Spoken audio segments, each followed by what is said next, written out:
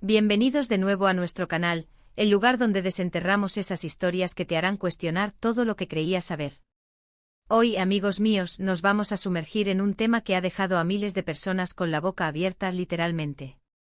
Vamos a hablar de dos crisis que en su momento parecían sacadas de una película de ciencia ficción, pero que resultaron ser terrenalmente, bueno, casi.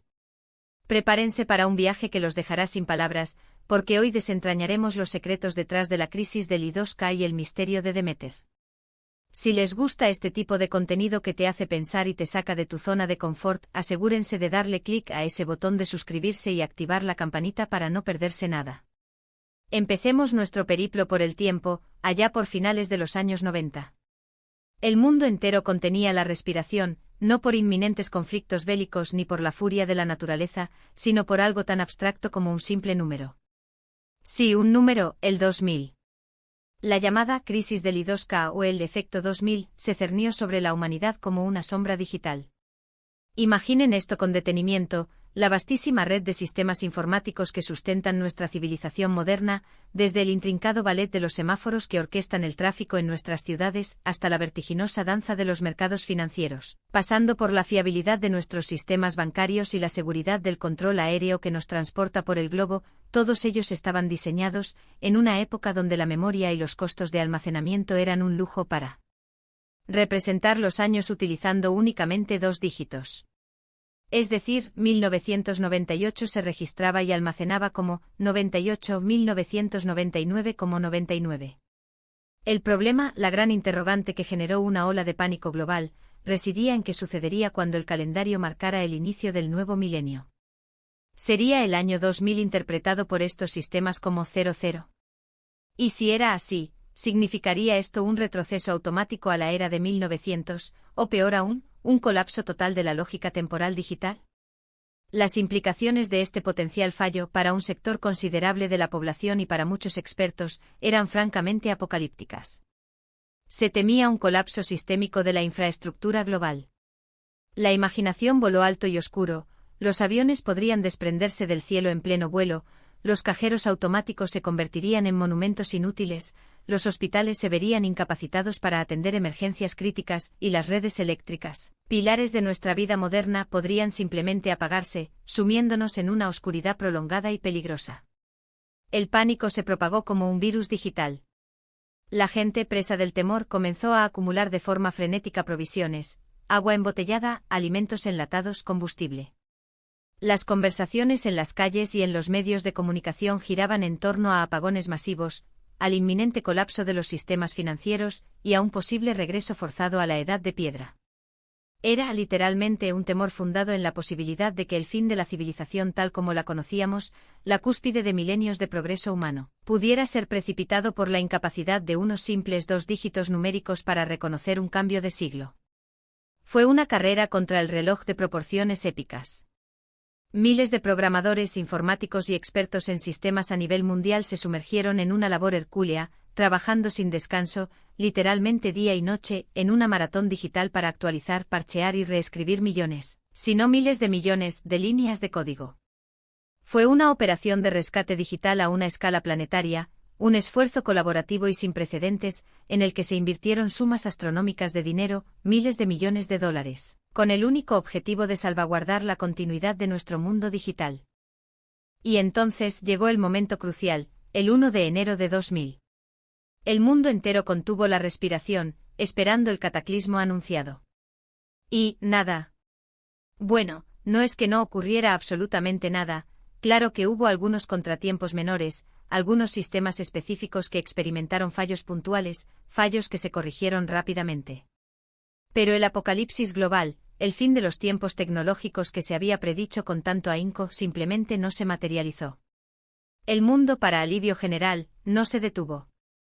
La pregunta que se impone es inevitable, ¿fue todo una gigantesca exageración mediática, alimentada por profetas del desastre y una histeria colectiva? ¿O fue el fruto de un esfuerzo preventivo, una labor titánica de preparación que funcionó a la perfección?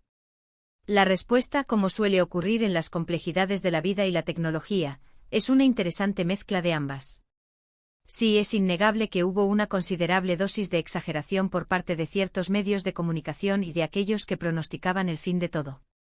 Sin embargo, también es absolutamente innegable que el arduo y meticuloso trabajo de miles de expertos en tecnología, dedicados a esta tarea hercúlea, fue fundamental para evitar que los peores escenarios, aquellos que se dibujaban en las mentes más apocalípticas, se hicieran realidad.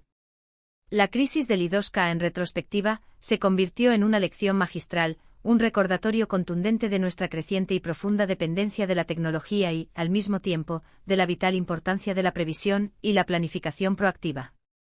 Fue un gran susto, una sacudida a nivel mundial que nos enseñó una valiosa lección sobre la intrínseca fragilidad de nuestros sistemas digitalizados. Demostró de forma clara y contundente que a veces, la mejor medicina para los males que aún no se han manifestado es, sin duda alguna, una preparación exhaustiva y anticipada. Pero ahora, detengamos nuestro viaje digital y cambiemos de rumbo por completo, para adentrarnos en un misterio que en su momento, generó tanto asombro como una profunda confusión. Nos trasladamos a un terreno más biológico, pero igualmente asombroso y desconcertante. Hablemos de Deméter. No estamos invocando a la venerable diosa griega de la agricultura, aunque la conexión temática con la tierra y lo que de ella emana es, cuanto menos, curiosa. Nos referimos en realidad a un fenómeno extraordinario que tuvo lugar en un pequeño y apartado pueblo de Kazajistán, un lugar llamado Kalachi, un suceso que sumió a sus habitantes en un estado de letargo y somnolencia inexplicables, un misterio que se ganó el apodo de la enfermedad del sueño de Kalachi. Imaginen por un momento una vida aparentemente normal, transcurriendo según sus ritmos habituales, con las rutinas cotidianas, las responsabilidades laborales y las preocupaciones habituales que conforman la tela de la existencia humana. De repente, sin previo aviso, sin una señal aparente, uno comienza a experimentar una somnolencia abrumadora, una fatiga que va mucho más allá del simple cansancio. Es como si el cuerpo mismo estuviera suplicando a gritos que se detenga, que se entregue al sueño. Y lo más alarmante es que este fenómeno no se limitaba a uno o dos individuos aislados. Empezó a afectar a un número cada vez mayor de habitantes del pueblo, un contagio de somnolencia que se extendía de forma inquietante. Personas que de manera súbita e incontrolable se quedaban dormidas en medio de una conversación, en sus puestos de trabajo, incluso al volante de sus vehículos. Los niños se rendían al sueño en mitad de las clases, los adultos caían en un letargo profundo en la intimidad de sus hogares. Y lo que resultaba aún más perturbador y desconcertante era la duración de estos episodios. No se trataba de simples siestas reparadoras. Eran periodos de sueño que podían prolongarse durante días, incluso semanas enteras. Al despertar, los afectados se encontraban desorientados, sufriendo dolores de cabeza intensos, náuseas, mareos y, con frecuencia, con alarmantes lagunas de memoria, como si hubieran perdido fragmentos de su propia vida. La situación se tornó desesperada, un verdadero drama para la comunidad de Kalachi. Sus habitantes vivían bajo la sombra constante del miedo, del temor paralizante de caer dormidos en cualquier momento sin saber cuándo, ni cómo, ni siquiera si despertarían. Los médicos ante este enigma clínico se encontraron completamente desconcertados. Se llevaron a cabo innumerables pruebas, se enviaron muestras biológicas a laboratorios especializados de todo el mundo, pero no se lograba identificar una causa clara y definitiva. Se barajaron diversas teorías, desde intoxicaciones masivas de origen desconocido hasta factores psicológicos colectivos, la posibilidad de una histeria masiva fue considerada. Sin embargo, las pruebas médicas, los análisis clínicos, apuntaban de forma inequívoca a algo mucho más físico, a una enfermedad real que estaba afectando a los cuerpos de los habitantes. La gente estaba, sin lugar a dudas, realmente enferma. Tras una intensa y prolongada investigación, después de descartar una miríada de hipótesis, los científicos comenzaron a enfocar sus esfuerzos y su atención hacia una posible causa, una sospecha que emergía con fuerza: la radiación. Sin embargo, no se trataba de radiación nuclear en el sentido más destructivo que podríamos imaginar, sino de algo mucho más sutil, más insidioso y, por ende, más preocupante. La investigación se dirigió hacia una antigua mina de uranio, ahora abandonada, que se encontraba en las proximidades del pueblo. Fue durante estos estudios que se descubrió la presencia de filtraciones de monóxido de carbono y otros gases tóxicos emanando de esta mina.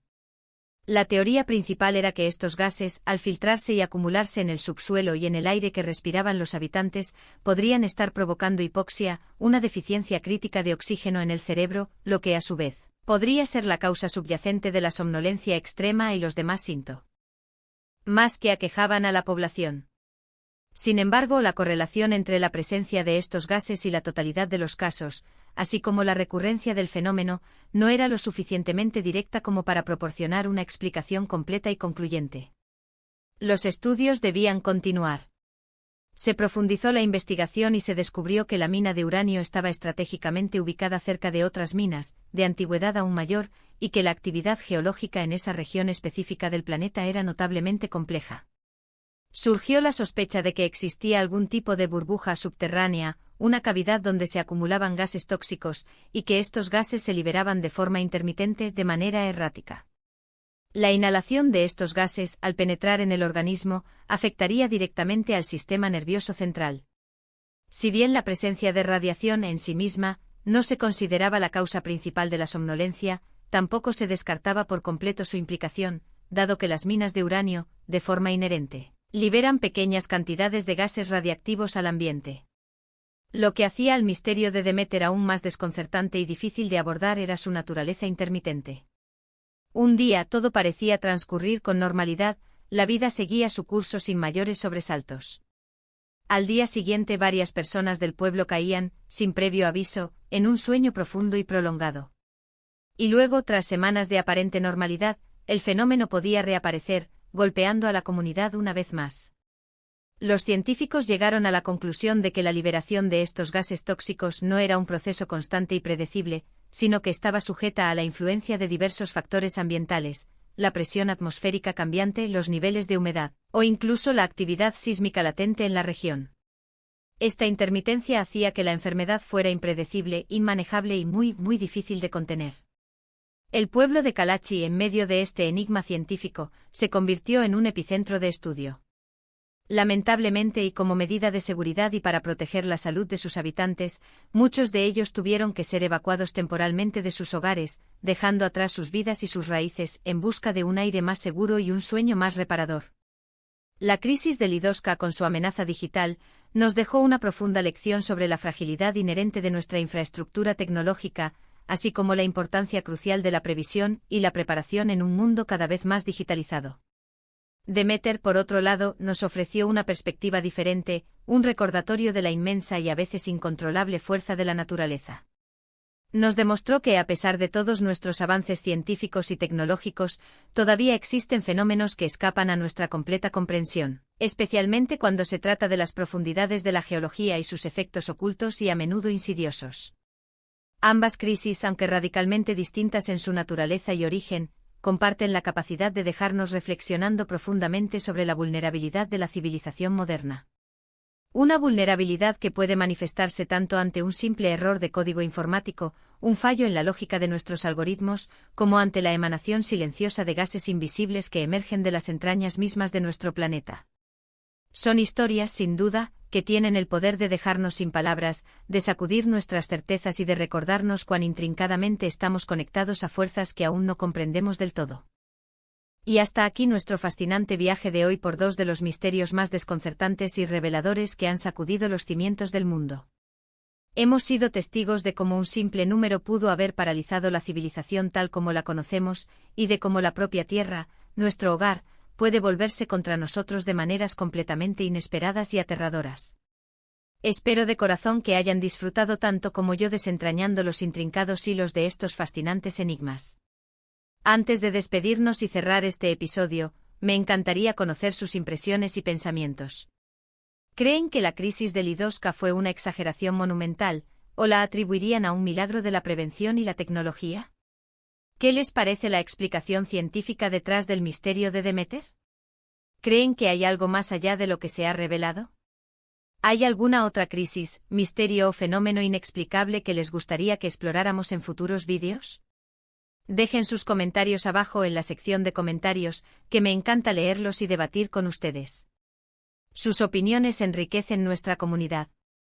Y si este vídeo les ha parecido intrigante, si les ha sacado alguna que otra exclamación de asombro o les ha hecho pensar, no olviden darle un buen me gusta, compartirlo con sus amigos y familiares para que ellos también se queden sin palabras y reflexionen junto a nosotros, y lo más importante de todo, suscribirse al canal si aún no lo han hecho.